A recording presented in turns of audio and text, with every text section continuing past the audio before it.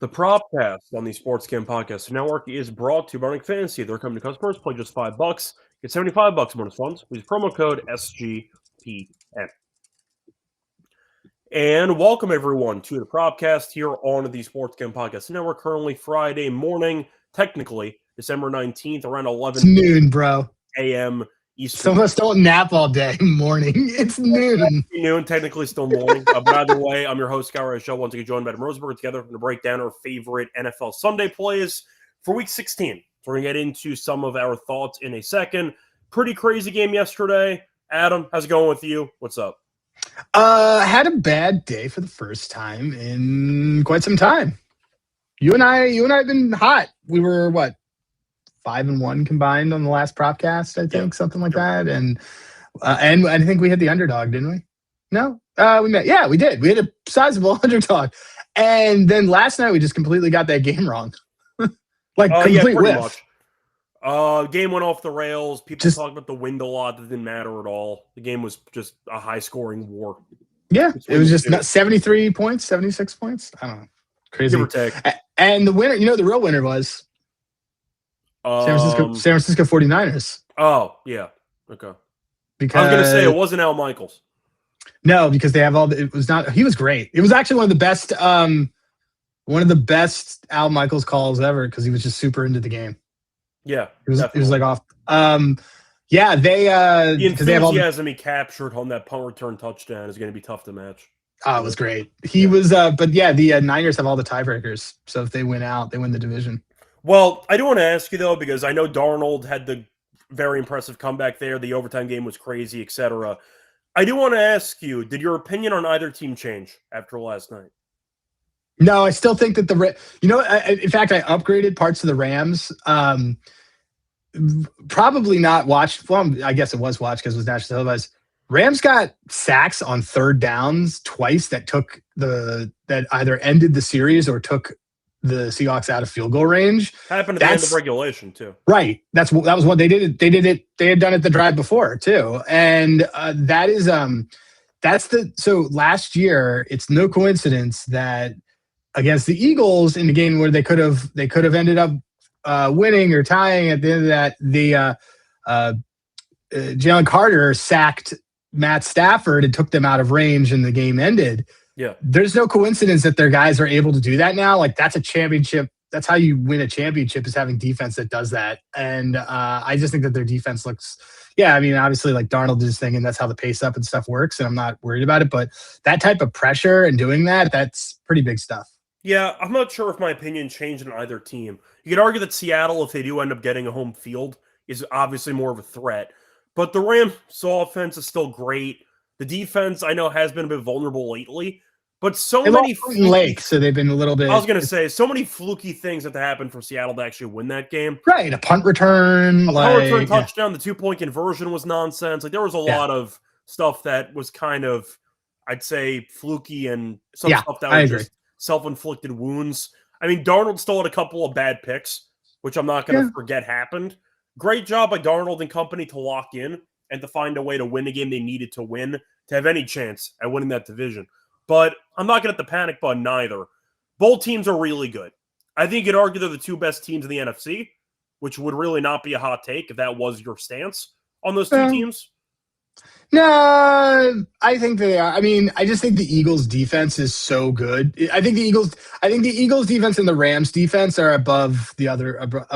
That's fine too. But I'm saying once again, if you think that those were the two best teams in the NFC, I would say that. I'm not going to argue. Yeah. So I don't think my opinion changed much on those two teams. But the Rams have blown a couple of games in the fourth quarter this year that they really have no business blowing.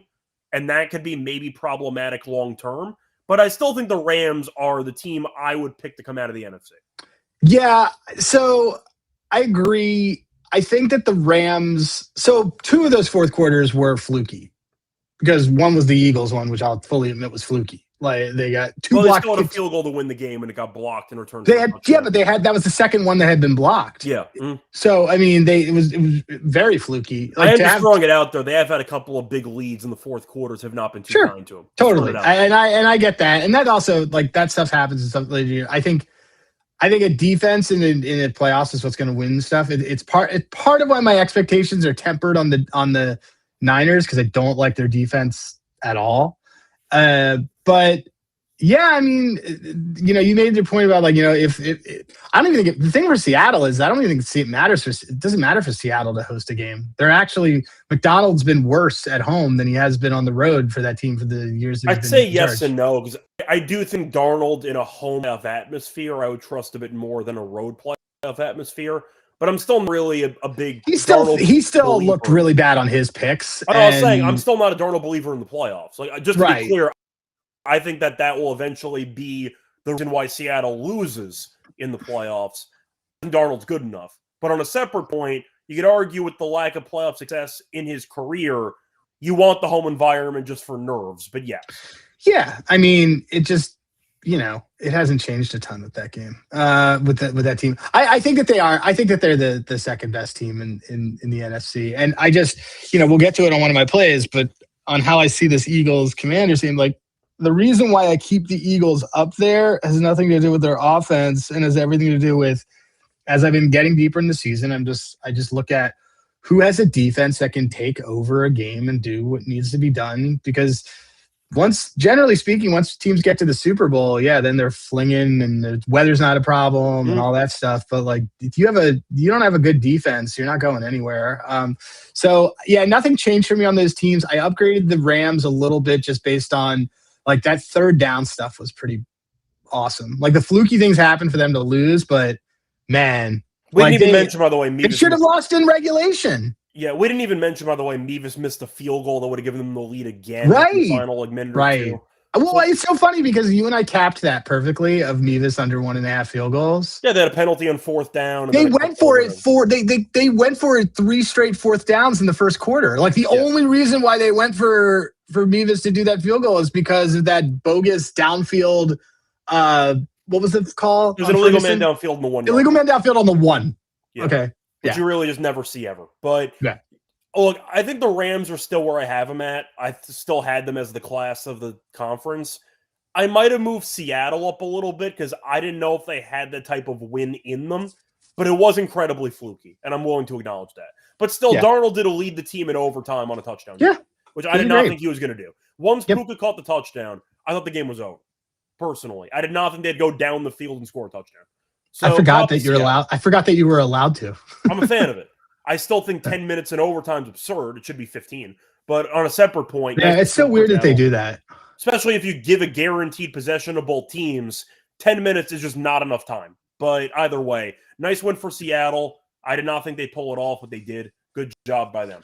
Anyway, the last thing I will say though is that as much as I don't think that they're as good as the other teams, the Niners just seem to be in a position where they could click at the right time and be that kind of wild card team that makes a run. And we've seen Shanahan as a wild card team find ways to make deep playoffs. Yeah, we've seen it before. Like Purdy looks healthy. Like they all look healthy. That is true. Even though we'll talk about that. We can talk about that more on the Monday show. Yeah, we could save that. Even though Ayuk went AWOL again for that team. But either way, before we get into any of our props for Week 16, a reminder that if you want to get access to all of our free picks and podcasts in one convenient location, check out the SGPN app. Free to download in the App Store. Did I mention that it's free? Type in SGPN, access to all of our picks and podcasts, no charge at all. It's just free on the App Store. So moving on to our actual props for NFL Sunday in Week 16. Adam, what is going to be your first prop for the show? My first prop is going to be we're going to go to this Packers-Bears game on Saturday night. I'm going to go with DeAndre Swift, 60-plus rushing yards. I understand, guys, that his line is 54.5. If you know me, you know that I try not to take a lot of juice, and I would rather take the floor of the ceiling. The floor of his ceiling for this case is 60.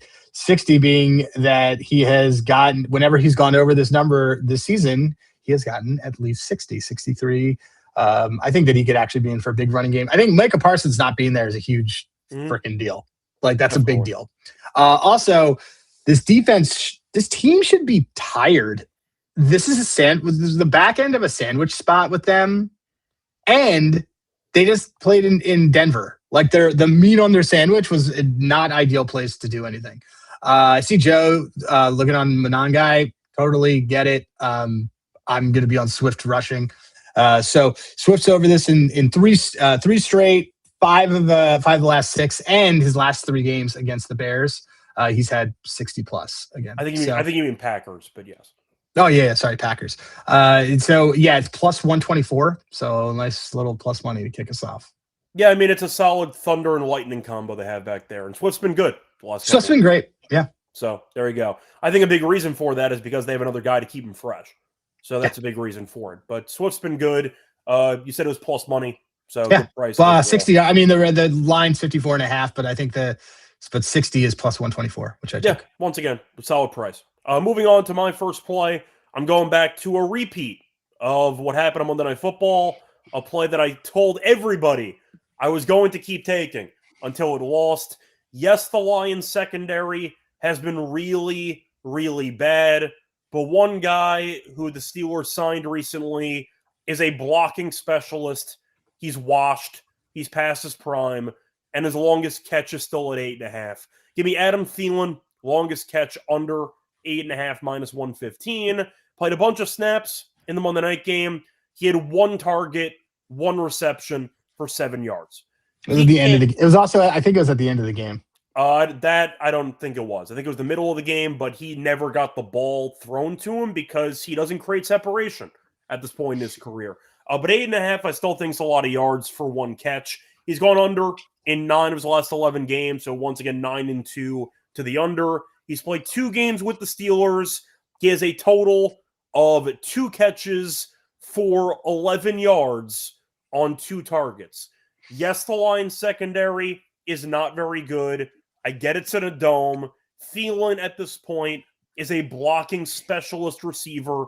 It's why the Steelers got him. There's no separation. He doesn't get any targets downfield. He's been targeted 1 time in each of his first 2 games with the team, and I won this on Monday Night Football. I'll run it back. Give me Thielen, longest catch under 8.5 yards, minus 115. Thoughts? He stinks. That's my exact thoughts. There you go. That's exactly how I feel. So, yeah, I mean, that's fine. Once again, I was going to run it back every time. So 8.5. It was 9.5. I think it was actually 10.5 when I gave it out. It moved to 9.5. He had 1 catch for 7 yards and a check down. Both catches he has on the Steelers are checkdowns. They don't throw the ball downfield anyway. So give me Thielen once again. Maybe 2 catches for like 13 yards. And they're both like 6-7 yards apiece. So give me the Thielen longest catch under. Once again, I'll run it back. I'm moving on to your second play. What do you like? Just was looking around at a couple things or potential ladders. So we're going to go to this Bengals-Miami game where I like Miami, guys. You want to know why I like Miami? Because I don't think that Quinn Ewers is that different than Tua in general, and I don't believe in a line move of 4 points. I don't think Tua is 4 points. I agree. So anyway, so I am on Miami, and that's full disclosure. But this is a play that should be game script proof. Did you know that the Bengals are bottom against opposing teams' yak? They give up the most yak to people, and they are 30th in receiving yards to running backs. Did you know this? I mean, watching their defense all season long, that sounds right. But did you know that before I told you? I don't know if I've looked it up, but that sounds 100% correct. As I'm flashing back to a bunch of receivers running downfield with nobody near them. Nobody's ever near them. That sounds right to me. So I took. So we're going to take Achan over 27.5 receiving yards. Yeah, he led them on the night game in receiving yards for both teams. There's a lot of ways it looks. So one of 2 things happen. It's the right. It's low impact throw from Quinn Ewers, and they just let him do it and cook kind of that way, and he gets 5 receptions for 30. Or they're playing from behind, and they still end up having to do this. So he's over in 4 straight against bottom 25th percentile pass defenses, over in 6 of 10 at home games.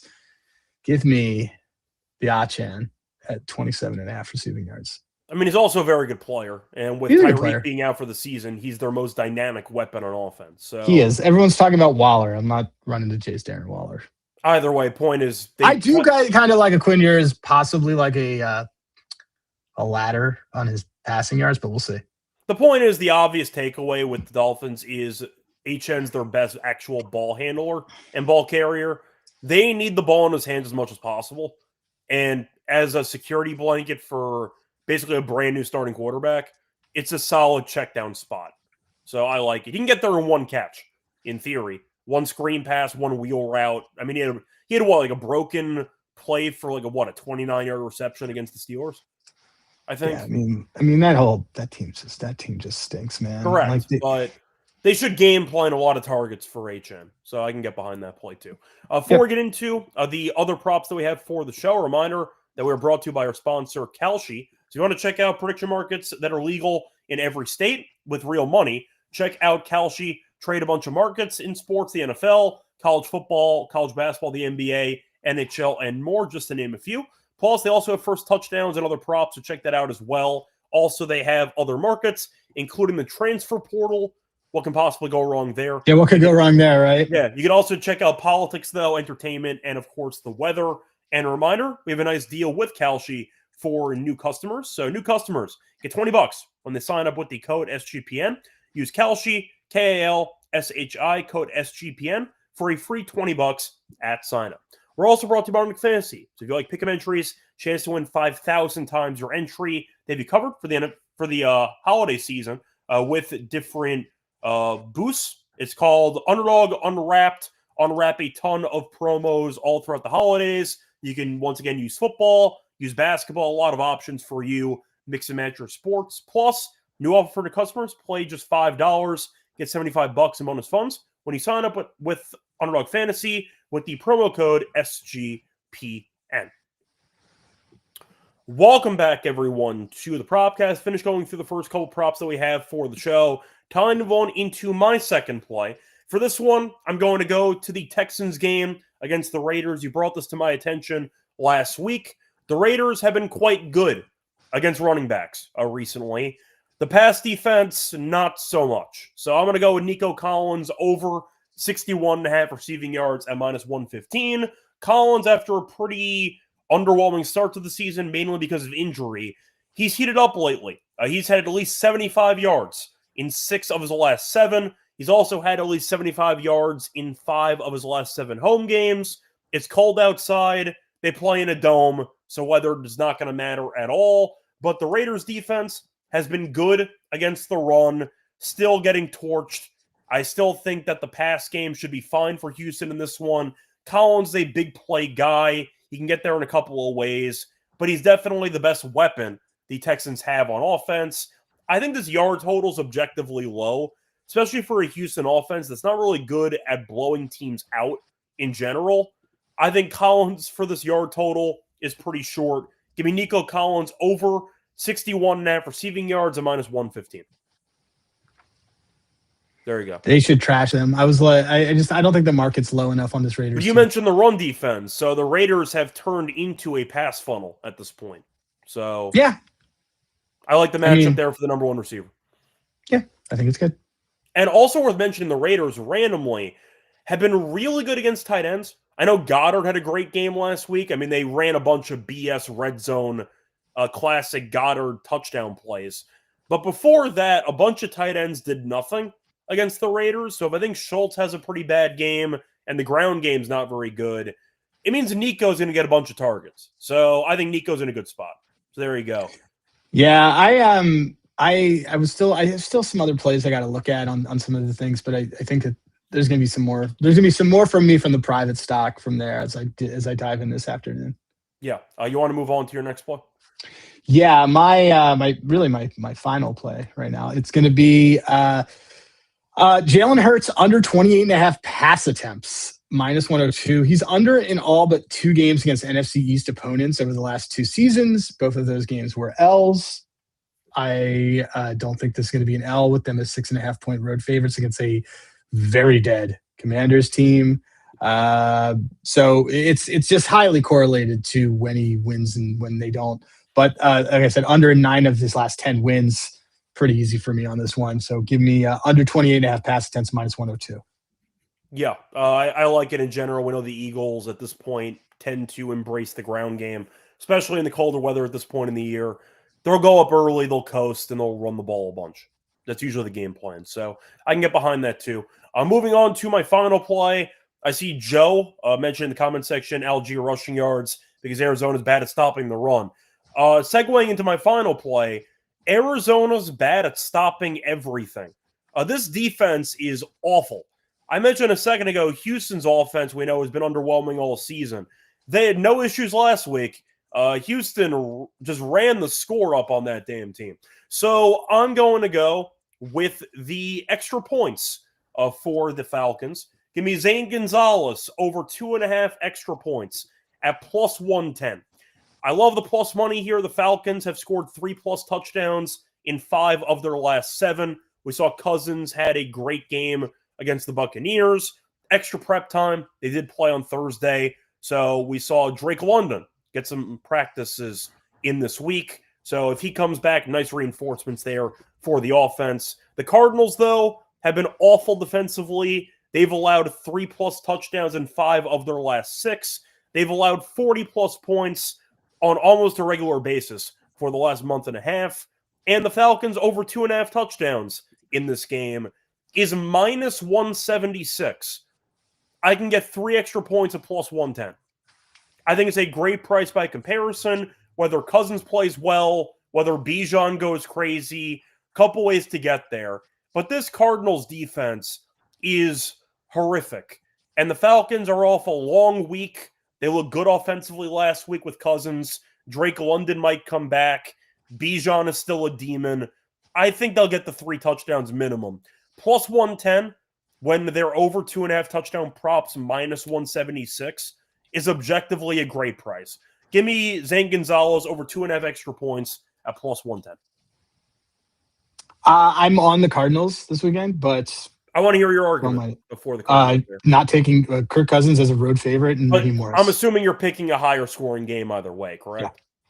Yeah. Okay, so Cardinals even in it's in garbage time. Cardinals haven't had trouble scoring. Atlanta's defense is also trash. They've given up the most receiving yards since week 9, actually since week 6. We saw Mike Evans come back and immediately killed this defense. Right. So I don't think that yours doesn't get there. I'm just like the full transparency. I'm going to be Kirk Cousins as a road favorite as an auto fade for me. That point, once again, it was mostly just based on the line differential. This game is 42-35, and it's fine. I'm just saying 2.5 touchdowns, though, at minus 176, and I get the extra points at plus 110. Like 80 cent differential? Yeah. That's pretty nuts. Sense. That makes total sense.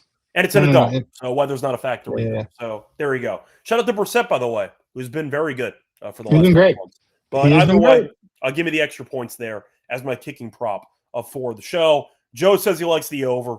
Yeah, I'm not going to mention an under for that game. Anyway, for the bonus bets, anything you want to mention? Nothing yet. Kramer and I have in pocket a Drake London 2 TD, Mike Evans 2 TD parlay. Okay, so once again, Drake London 2 touchdowns. So there were 2 touchdowns in there. It's price was okay. The price on Mike Evans was better. It was so it's not bad. I don't have anything yet, guys. Full disclosure, I've just been kind of working through a bunch, and there's not a ton that I loved, but I'm going to jump in this afternoon. You guys know where to find all the other things. But, that's the kind of the biggest one. For a ladder, let's see. I actually was looking in this Cardinals game to see if there's like a ladder that we want. By the way, moment of silence to honor our fallen Valet, who got injured last week. At 69. But he's officially out for this week, so moment of silence to honor our fallen.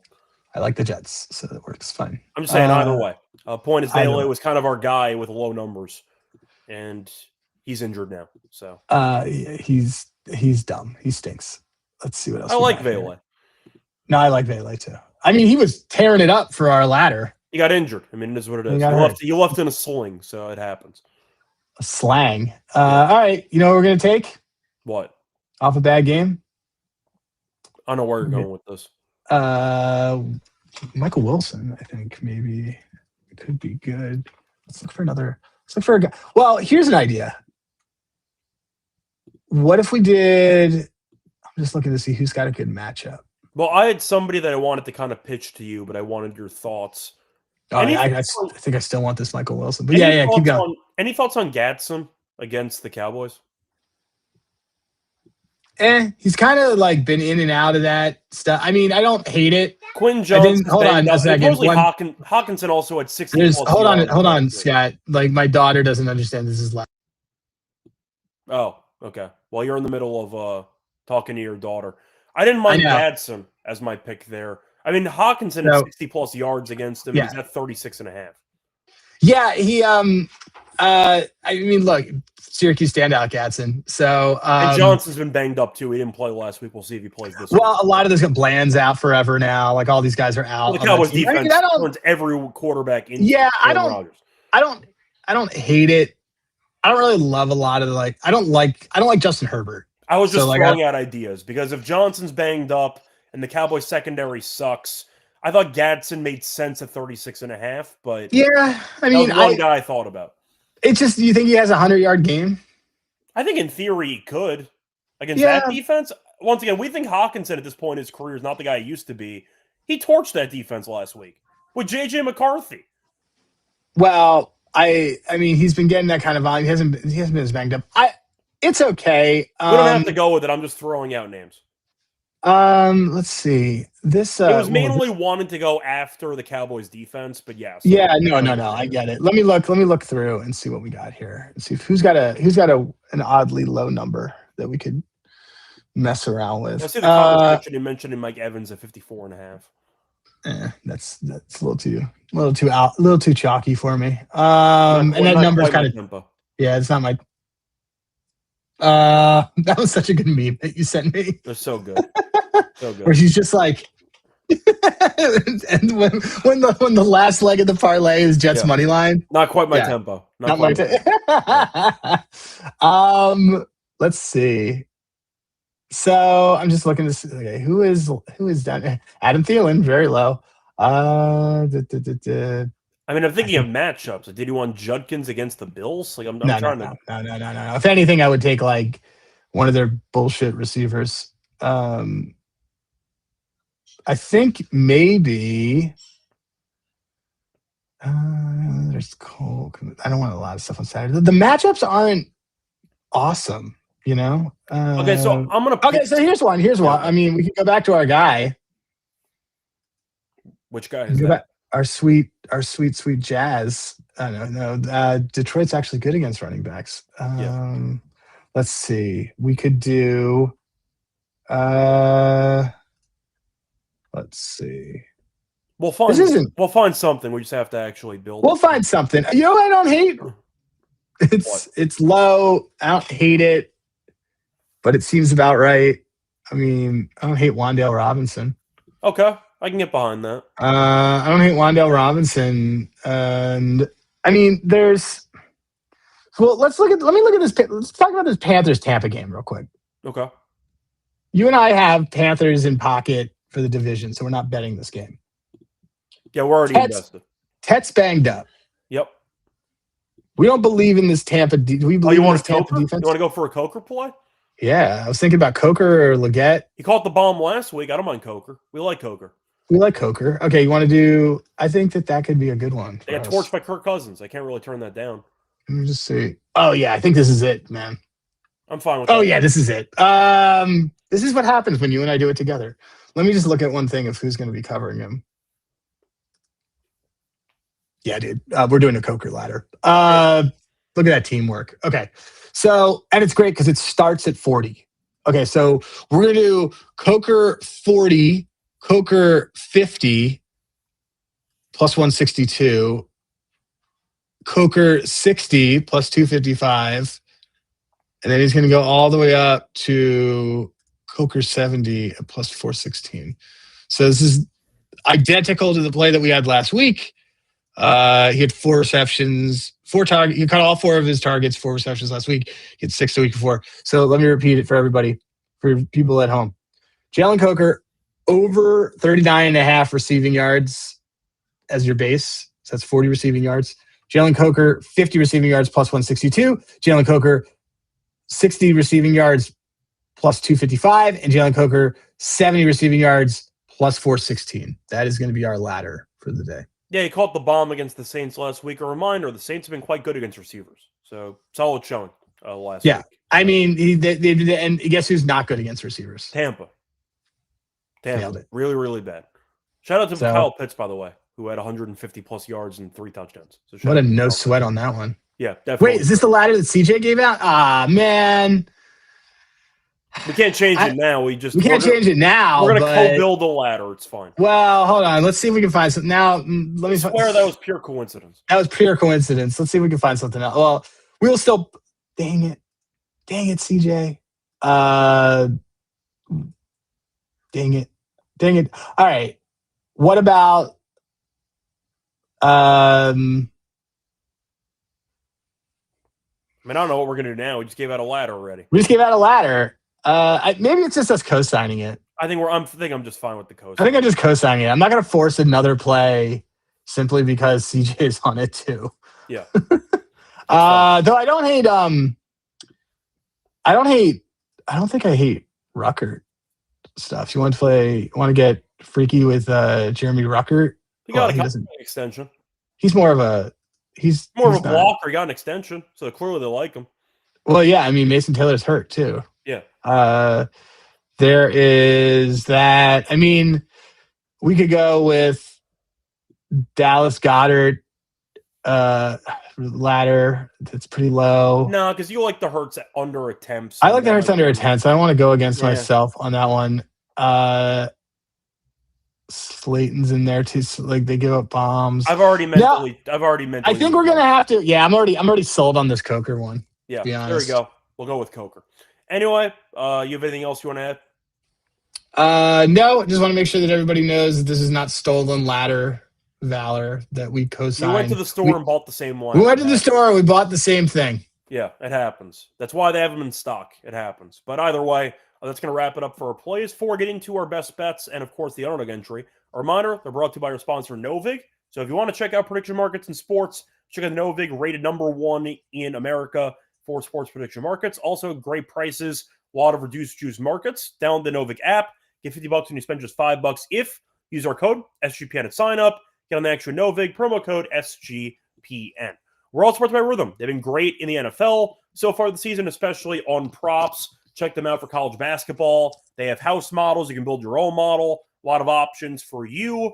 Also, a bunch of different sports. They have college football if you want some bowl game thoughts. They have golf if you want to bet on some golf tournaments. For the actual upcoming NFL week, though, just to mention a prop that Rhythm does like.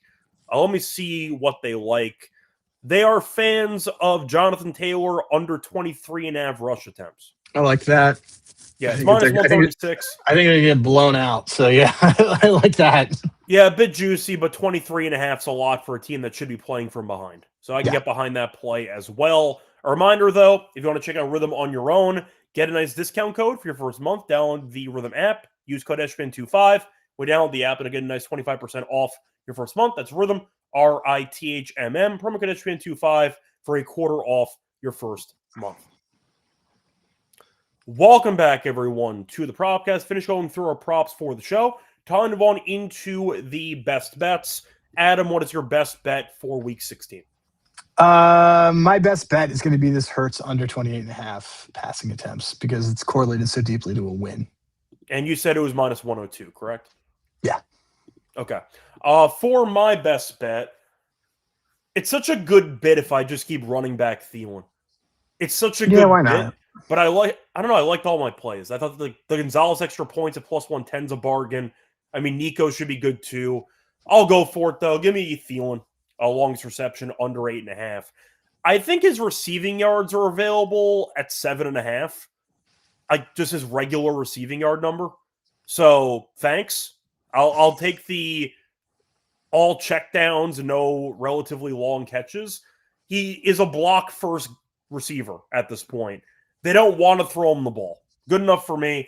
Give me Thielen, longest catch under 8.5 yards, minus 115 as my best bet. Moving on to underdog. Adam, where do you want to start? Well, look, you want to try that Gadsden play? That works. It's fine. Okay, we can do that. So I might end up using him in fantasy this week. So we'll see what happens. But yeah, no, that's fine. I have a 5-9 team in the semifinals. I got to do whatever I can to get by, man. In the hunt. In the hunt. All right. I'm in the semis, 5-9. Gatson over 35.5 receiving yards. Yeah, I'm in for it. Let's do that Goddard 40 receiving yards. Yeah, that's fine. And then let's do a Drake London TD. Okay, that works. All right. So Dallas Goedert, higher 40.5 receiving yards. Rondé Gadsden, higher 35.5 receiving yards. And Drake London, higher 0.5 rushing receiving touchdowns, aka a TD. This is 6.78. We can use some of our bonus money on this. Sure, that works. I just did. All right. It is $50 allegedly wins us $339. There we go. Cool. That is going to wrap it up for the show. We're back once again to get into the Monday night game on Monday. Till next time, you can find me on Twitter, Reichel Radio. Find him on Twitter at Hey Rosenberg. A reminder, check out the Propcast on Twitter at the Propcast SGPN. Check out the Propcast on YouTube and also check it out on Spotify or Apple. Till next time, good luck to all.